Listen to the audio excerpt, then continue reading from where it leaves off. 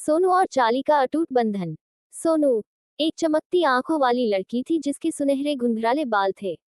उसका अपने कुत्ते चाली के साथ एक ऐसा अटूट बंधन था जिसे कोई तोड़ नहीं सकता था। चाली एक छोटा सा फूला हुआ टेरियर कुत्ता था जिसकी पूंछ हमेशा हिलती रहती थी। वह सोनू का सबसे अच्छा दोस्त और उसका सच्चा साथी था।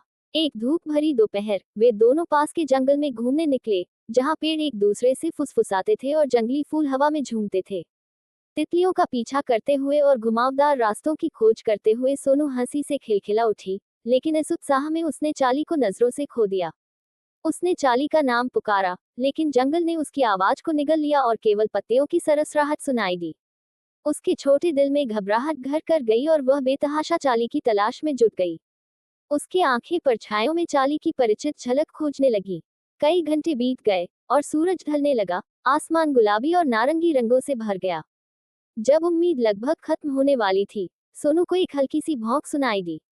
वह आवाज की ओर दौड़ी, उसके पैर जमीन को जैसे छू ही नहीं रहे थे। वहां एक छोटे से खुले स्थान में चाली खड़ा था। उसकी पूंछ जोर से हिल रही थी, मानो कह रही हो, मैं यहाँ हूँ। सोनू ने राहत की आंसुओं के साथ उसे गोद में उठा लिया और उसे कसकर गले से लगा लिया। दोनों साथ में घर की ओर लौटे और अब वह जंगल एक प्रेम और रोमांच का स्थान बन गया था।